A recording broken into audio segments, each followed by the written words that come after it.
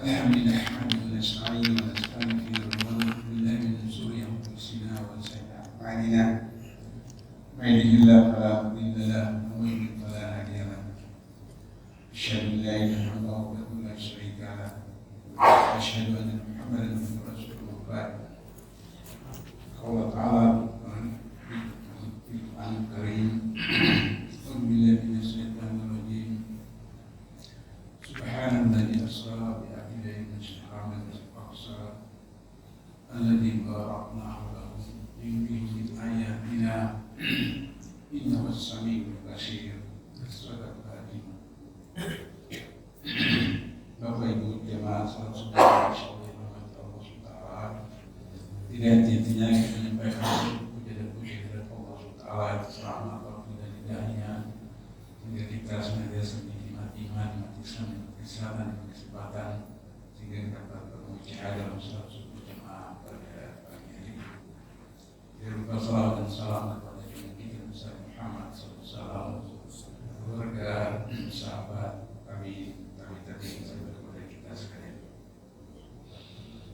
Di dalam jadwal saya hari ini saya seharusnya akan bicara tentang masa remaja setelah pada bulan lalu kita bicara tentang silsilah dan kelahiran Nabi, dan jadwalnya hari ini saya akan bicara tentang masa remaja Rasulullah. Namun karena ada kondisi yang sangat luar biasa pada 2 pekan terakhir ini, maka Ketua DKM meminta saya bagi berbicara tentang majelis terpaksa.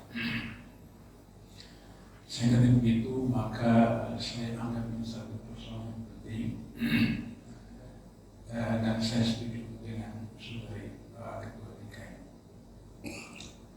Hari ini tanggal 22 Oktober 2003 tercatat 5.540 orang korban yang meninggal di Palestina. Khususnya di Gaza ada 4.137 orang meninggal, di mana 1.524 orang itu anak-anak, 1.000 orang perempuan dan 11 orang jurnalis. Tapi Israel sendiri mengklaim bahwa mereka 1.403 orang yang meninggal ketika serangan pertama oleh Hamas dan 4.629 orang yang terluka. Selasa tanggal 17 Oktober, sebuah rudal Israel menghantam rumah sakit Baptis Al-Hami di Gaza, mengorbankan 500 orang. 500 orang itu tentu saja ada anak-anak, ada perempuan, ada orang tua. Karena itu rumah sakit tidak hanya tempat orang sakit berobat, tapi juga tempat menampung orang-orang Palestina yang menghindarkan diri dari serangan rudal. Selain serbuan rudal ke Gaza dari Israel, hari ini tercatat terpantau ada 400 tank Israel yang siap untuk masuk Gaza dari daratan. Jadi Perdana Menteri Benjamin Netanyahu mengatakan supaya pada 2 pekan sampai 3 pekan ini adalah rudal dari udara untuk menghabisi semua tempat-tempat persembunyian, tempat-tempat tinggal para pejuang Hamas. Nanti sudah itu 400 tank itu akan masuk ke Gaza. Dan kalau itu terjadi, maka akan terjadi pembunuhan Palestina dan kemudian akan terjadi genosida yang dahsyat. Hari ini saja itu sudah termasuk genosida, karena 5.000 lebih, dan di antara 5.000 lebih itu ada 2.000 lebih anak-anak, perempuan, orang tua. Dalam peperangan Islam, maka yang tidak boleh dilakukan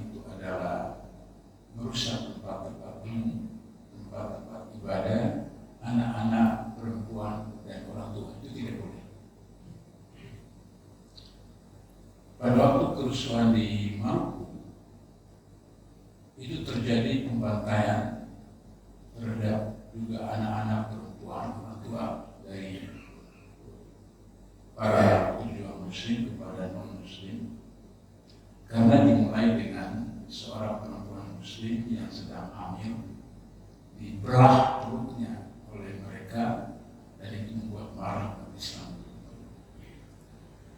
Beberapa waktu kemudian baru Ja'far Abu Thalib dari Jogja dan pasukannya datang memberikan dakwah bagaimana ada perang dalam Islam.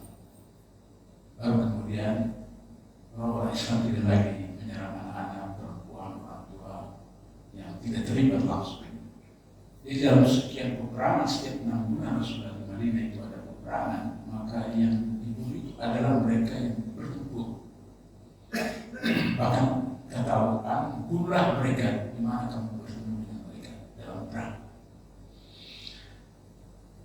Jadi untuk bicara soal Al-Aqsa ini, maka saya ingin kita memahami persepsi yang sama dengan 3 pendekatan. Yang pertama pendekatan tauhidiyah, yang kedua pendekatan konstitusional, dan yang ketiga pendekatan historis. Dari pendekatan tauhidiyah, surat Al-Isra ayat 1 yang saya tadi bacakan, Maha Suci Allah yang telah menjalankan hamba-Nya pada suatu malam dari Masjid Al-Aqsa, yang Dia berkati untuk menunjukkan tentang tanda-tanda Allah. Dia Allah menjalankan hamba-Nya pada malam hari itu, Maha melihat, Maha mendengar.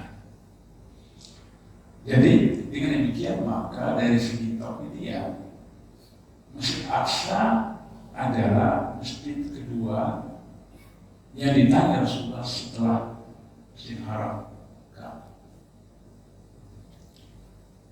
Dengan demikian, ini bukan hanya sekedar soal sosiologi, bukan sekedar soal budaya, bukan sekedar soal historis, tapi soal akidah, soal tauhid. Karena di sanalah setelah sholat kembali dari Mi'raj, membawa perintah sholat 5 kali semalam, maka kiblat umat Islam terbentuk dalam Masjid Aqsa. Jadi ini soal ketauhidan. Menyelamatkan Masjid Aqsa itu termasuk bagian daripada tauhid, karena dia merupakan kiblat pertama dari umat Islam. Nah, oleh karena itu maka kemudian dari pendekatan tauhid itu kita bisa paham bahwa bangunan yang pertama dibangun di dunia itu adalah Ka'bah.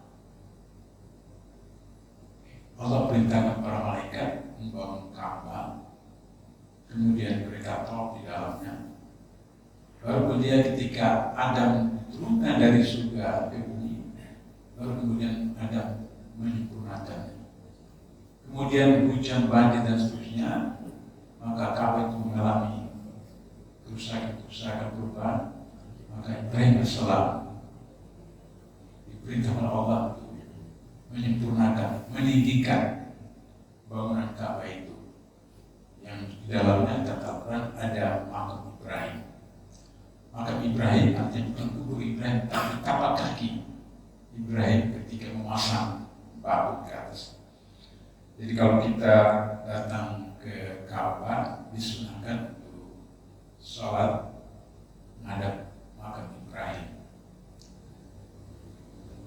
Dari situ kita lihat betapa tingginya Nabi Adam. Jadi Nabi Adam tidak pakai tangga, ini meletakkan. Tapi kita lihat tingginya Ka'bah itu, bagaimana tingginya Nabi Ibrahim waktu itu, dibantu oleh anaknya Nabi Ismail. Menurut Rasulullah, setelah Ka'bah dibangun, 40 tahun kemudian Masjid Aqsa. Dalam beberapa riwayat, 40 tahun kemudian setelah Ka'bah itu juga Allah perintahkan malaikat untuk membangun Masjid Aqsa. Kemudian disempurnakan oleh Nabi Adam. Tapi bentuk lebih sempurna itu adalah Nabi Sulaiman. Nabi Sulaiman kita tahu bahwa Nabi juga raja, orang punya kekuasaan yang luar biasa, bangunnya, tapi kemudian mengalami kerusakan. Sehingga ketika Umar bin Khattab sebagai khalifah kedua, ketika menerima kunci Masjid Al-Aqsa, beliau sendiri naik unta datang ke sana dengan pembantunya 2 orang. 1 ekor unta ganti-gantian antara Umar sebagai khalifah, sebagai kepala negara. Disepakati nanti berganti-gantian. Persis sampai masuk ke Yerusalem, Masjid Al-Aqsa. Giliran pembantunya yang naik unta, Umar yang menuntun unta. Jadi para penguasa Palestina waktu itu, yaitu pastor, itu mengira bahwa yang di atas unta itu adalah Umar bin Khattab. Tapi karena dia baca dalam riwayat bahwa Umar bin Khattab itu tidak seperti para raja-raja, tapi sederhana, maka kemudian beliau curiga dan kemudian akhirnya benar firasat beliau bahwa yang Umar bin Khattab bukan yang naik onta, tapi yang menuntun onta. Dan kunci Masjid Al-Aqsa diserahkan kepada Umar, dan Umar pemerintah untuk membangunnya dengan sempurna. Sehingga Masjid Al-Aqsa yang hari itu sekarang ini kita sebut itu adalah hasil karya Umar bin Khattab. Sehingga begitu ketika kita bicara menyelamatkan Masjid Al-Aqsa, tidak bisa terlepas dari perjuangan Islam, perjuangan Tauhidiyah, perjuangan para rasul dan para ulama rasyid. Ini soal tauhid, soal akidah.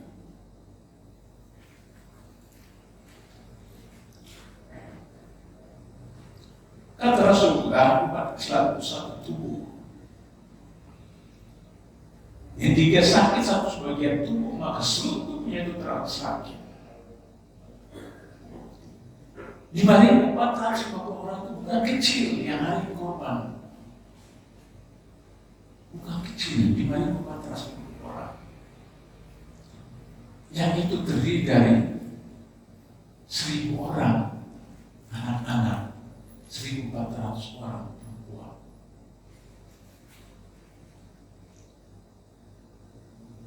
Jadi ini adalah pendekatan tauhidiyah, memperjuangkan, membebaskan Palestina dari Al-Aqsa itu adalah tauhid. Yang kedua, pendekatan konstitusi. Dalam ayat yang pertama tadi pada sepatutnya di sana disebutkan kalimat pertama bahwa kemerdekaan adalah hak segala bangsa, dan oleh karena itu penjahat semua ini harus dihapuskan karena tidak sudah diberi kemanusiaan dan diberi keadilan. Orang Indonesia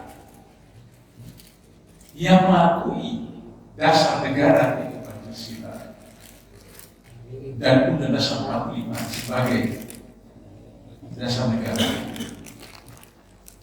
maka harus mematuhi. Buat umat Islam tetap ada kaitannya dengan tauhidiyah, karena yang menyusun Pancasila 45 9 orang, 4 orang itu ulama. Haji Abu Salim, Ki Haji Wahid Hasim, Abdul Ghani Muzakir, dan Habib Mus. 4 orang ulama yang menyusun Pancasila 45, Pancasila dan 45 pada tanggal 22 Juni 1945 dikenal dengan Piagam Jakarta. Yang kemudian setelah kembali ke Prasat Papua berdasarkan Dekret 559 dijuai oleh Piagam Jakarta. Dalam rapat Badan Konstituante, seorang anggota parlemen bertanya, apa Ahmad dimasukkan dengan kalimat kembali bersama 5 yang dijual dalam Jakarta. Pimpinan MPR waktu itu menjelaskan bahwa maksud yang dijual dalam Jakarta, umat Islam dapat melaksanakan, menentukan, menerbitkan, menyusun undang-undang, peraturan, kebijakan sesuai dengan ajaran Islam. Ini resmi. Sehingga demikian maka jika kita bicara tentang syariat Islam itu resmi diakui. Karena itulah ada undang-undang tentang haji, ada undang-undang tentang zakat, ada undang-undang tentang perkawinan dan seterusnya. Dan masih banyak lagi. Sehingga tidak boleh ada pejabat, tidak boleh ada pemerintah, tidak boleh ada siapa saja yang mengatakan ketika orang bicara tentang syariat Islam itu adalah teroris. Bicara syariat Islam adalah pertama Pancasila dan sebagainya. Justru sila pertama Pancasila dan pasal 29 ayat 1 memerintahkan. Pasal 29 ayat 1 mengatakan negara berdasarkan atas ketuhanan yang Maha Esa. Berarti Indonesia itu negara tauhid. Negara tauhid. Ayat kedua mengatakan negara menjamin kebebasan setiap negara untuk beragama dan melaksanakan ajaran agamanya. Sehingga kalau kita membela Palestina, membela Masjid Aqsa, itu adalah dalam konteks tauhid yang diakui, diresmikan dalam Pancasila bersama dunia.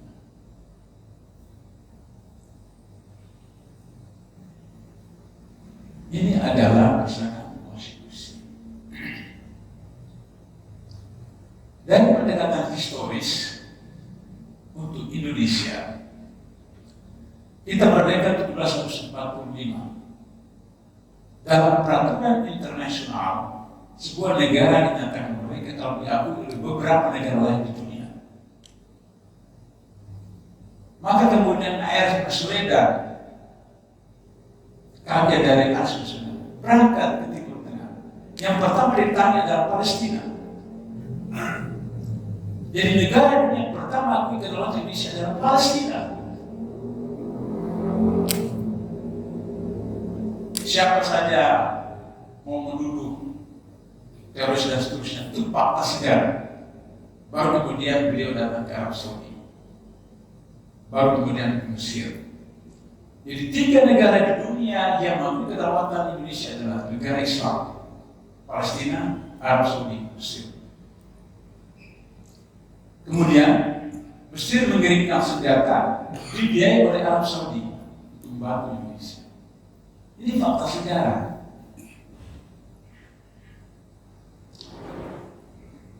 Problemnya adalah bahwa sekarang bagaimana umat Islam di Indonesia membantu rakyat Palestina. Kirim mujahid ke sana, ya bisa. Tapi problemnya adalah pemerintah Indonesia hari ini dikuasai oleh kelompok sekuler yang presidennya mengatakan jangan hubungkan politik dengan agama. Megawati mengatakan pesantren-pesantren harus dibubarkan karena melahirkan teroris. Puan Maharani mengatakan pelajaran agama di sekolah harus dihilangkan karena melahirkan teroris. Dan kemudian naskah akademik Kementerian Pendidikan yang terakhir, pelajaran agama juga sudah diubah. Tidak ada lagi narasi agama. Sehingga jelas sekali bahwa konsep komunis itu sudah berkuasa. Konsep komunis itu lahir kembali. PKI memang tidak ada, tapi bahwa konsep komunis itu hadir. Sehingga ketika kita akan bantu orang Palestina mengirim mujahid ke sana, akan dianggap sebagai teroris. Dulu Afghanistan, ratusan yang dikirim ke Afghanistan membantu para mujahidin Afghanistan dan mengusir Rusia. Tapi kemudian sebagian mereka kembali ditangkap, ditahan, dipenjarakan Jadi apa yang harus kita lakukan terhadap Palestina? Saya menghayal dan mudah-mudahan itu tidak terjadi. Kalau 400 tank yang sedang di perbatasan Israel dan Palestina masuk ke Gaza, apa terjadi? 400 tank.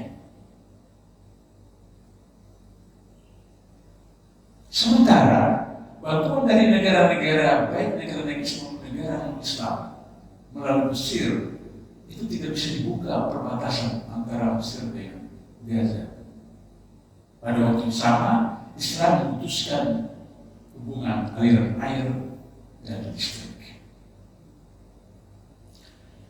Jadi mungkin ada pelajaran bagi umat Islam, saudara-saudara kita, penyusul kita di Palestina, bahwa seharusnya sekian tahun itu diusahakan agar supaya Palestina itu tidak bergantung hubungan antara Israel dan Palestina berkaitan dengan listrik dan air.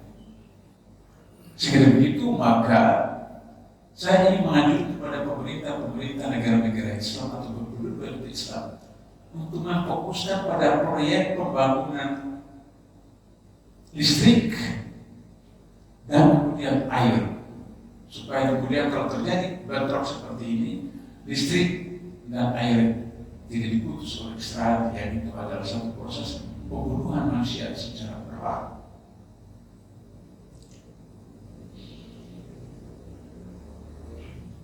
Itu yang pertama. Jadi kalau misalnya pemerintah Indonesia misalnya mau menunjukkan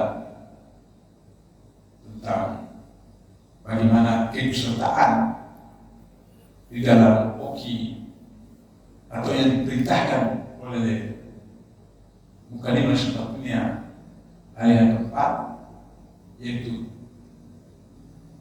aktif ikut serta dalam menertibkan perdamaian dunia, itu perintah konstitusi. Maka Indonesia harus melakukan.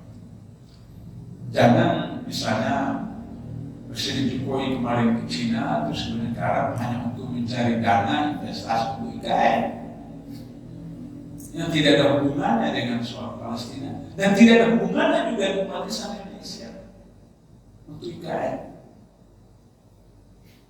190 tahun Jokowi menawarkan kepada pengusaha Cina untuk dapat raih guna usaha di IKN.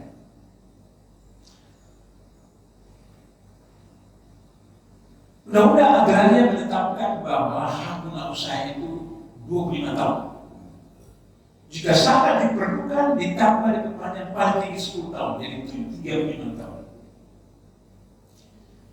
Singapura, saya pernah mengajar Singapura 3 tahun, tahun 1995 sampai 1998. Bangunan apartemen di Singapura itu batasnya 99 tahun.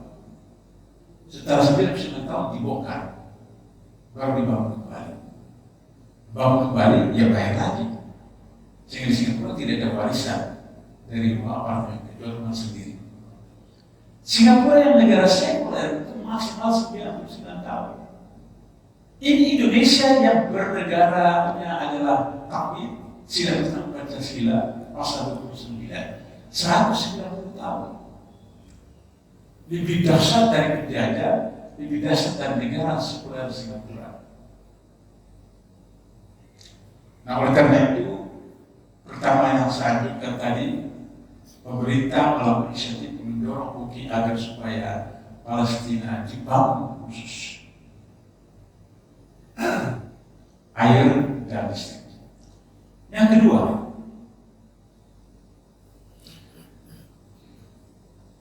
Yahudi itu tidak takut unjuk rasa. Ya, kemarin di beberapa tempat unjuk rasa ke kedutaan Yahudi tidak takut pada unjuk rasa. 7 juta di Monas pada tahun 5 tahun yang lalu tidak menggoyahkan. 10 juta pun tidak. Saya sudah sering katakan di berbagai kesempatan dan kita juga dengar itu oleh ustaz-ustaz yang lain. Yahudi hanya takut 2 persoalan. Pertama, salat subuhnya orang Islam itu seperti salat Jumat. itu Yahudi betul tahu, karena Yahudi itu mereka belajar Taurat, Zabur, Injil, dan Quran. Dan yang kedua, blokade ekonomi. Yahudi tahu sekali. Kita tahu 97 pemilu Golkar 80% lebih terbesar di dunia, tertinggi di dunia. Tapi ketika ekonomi anjlok, maka suatu biasa. Jadi untuk menghadapi Palestina dengan Israel hari sekarang, tidak ada cara yang lain adalah blokade ekonomi. Bagaimana caranya? Semua produk Israel tidak kita beli. Semua produk Israel kita boikot. Jangan lupa bahwa banyak produk yang kita pakai misalnya itu punya Israel. Cuma karena kita tidak ada hubungan diplomatik Israel, maka melalui negara kedua atau negara ketiga, apa melalui Singapura atau melalui Korea Selatan atau melalui Jepang dan sebagainya. Bagaimana caranya agar supaya kita memboikot produk Israel? Saya ulangi lagi karena saya sudah pernah sampaikan di beberapa tempat.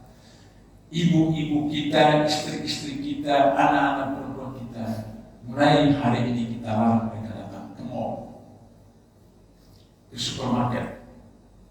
Jangan ke sana.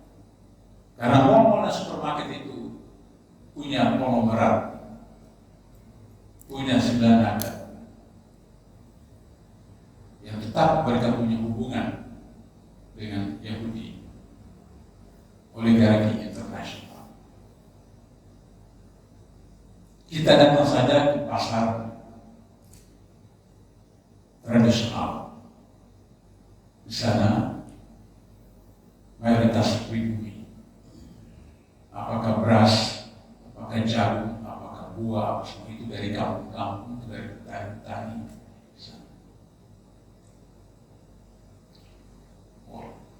Kalau kita punya tetangga, ada punya warung, kita punya tetangga. Yang kedua, semua bank di dunia itu punya Israel, punya Yahudi. Karena itu kita blokade Yahudi, blokade Israel dengan cara uang-uang kita jangan simpan di bank-bank konvensional. Caranya kita memversikan. Apakah puluhan juta, ratusan juta, kita konversikan ke logam mulia, emas atau perak. Baru kita sewa safety box di bank syariah, simpan sana. Jika itu kita lakukan dalam waktu 6 bulan, insya Allah akan terjadi perubahan. Tidak hanya Israel, tidak hanya Indonesia, tapi juga seluruh dunia. Sebab kita tahu uang di bank yang kita simpan itu di dalam bank itu cuma 10%. 90% tidak ada di bank, digunakan untuk membangun dan pinjam dan seterusnya. Jadi kalau kita simpan 1 juta, hanya 100.000 yang ada di bank, 900.000 tidak ada. Maka kemudian hal itu akan memaksa mendorong Israel untuk kemudian mengakui kedaulatan Palestina, mendorong negara-negara Islam atau muslim Islam untuk mengajak perdamaian dengan Palestina.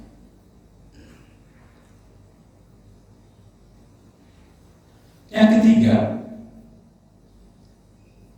jangan merokok. Maaf bapak-bapak yang masih merokok. Sampurna itu punya sekian ribu hektar, 80,2% lahan di seluruh Indonesia itu dikuasai oleh 9 negara. Salah satunya adalah Sampurna. Ratusan ribu lahan di seluruh Indonesia. Kenapa? Karena rokoknya yang dibeli oleh umat Islam. Dari situlah kemudian. Jadi kalau kita mau blokade Israel, berarti kita blokade konglomerat 9 negara. Maka kemudian salah satunya adalah jangan lagi merokok. Selain mengganggu kesehatan, tapi juga menguntungkan oligarki. Ini adalah langkah-langkah strategis yang kemudian tidak bisa dituduh oleh Jokowi atau rezimnya sebagai teroris, karena itu hak individu. Bahwa uang kita konversi itu hak individu kita. Tapi bapak ibunya mengatakan bahwa diambil atau dikeluarkan karena itu bisa kena pidana, tapi dikonversi, uang itu dikonversi menjadi logam mulia, itu tidak terkena pidana, dan itu hak kita.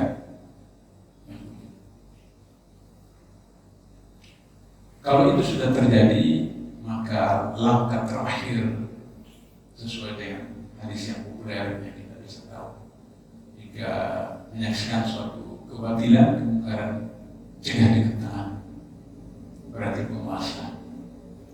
Jika tidak, dengan lisan, itu tanggung jawab para dai ustaz. Jika tidak juga, maka dengan hati, tapi itu adalah selama iman.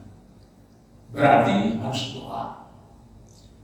Harus doa individu, jamaah dan seterusnya, dalam setiap waktu.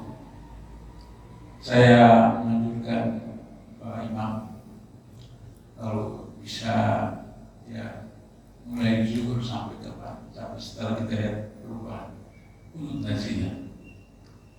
Kunut nazilah itu tidak hanya subuh, tapi 5 waktu. 5 waktu kunut nazilah. Mudah-mudahan dengan kunut nazilah itu Allah memberikan bantuan berupa malaikat-malaikat yang akan membentengi serangan atau stek dari Israel.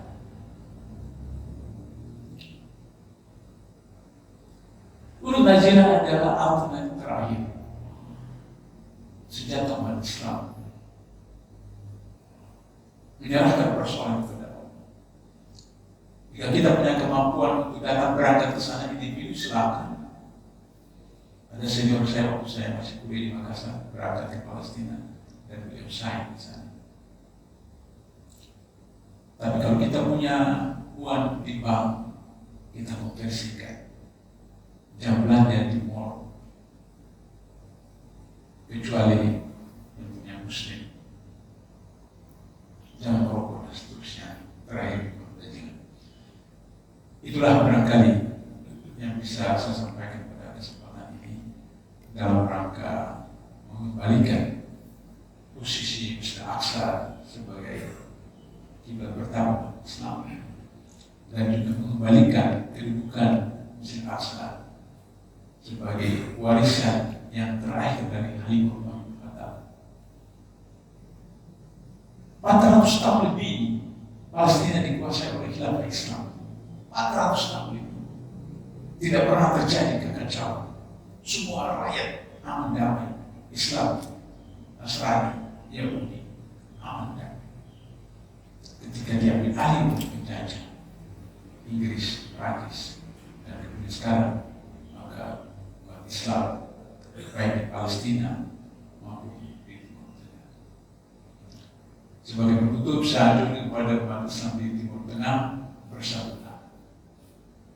Karena kalau umat Islam di Timur Tengah bersatu, tidak usah pakai senjata untuk kendali tank dan sebagainya. Meludah saja.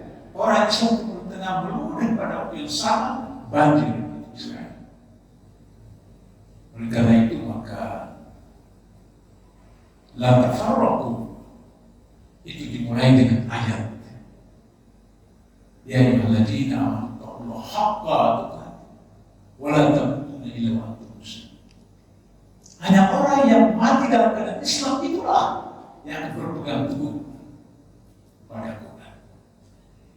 Kita bicara tentang persatuan iman, buat kongres, buat seminar, tidak bisa. Karena itu bukan otoritas kita, otoritas menyatukan manusia itu adalah Allah.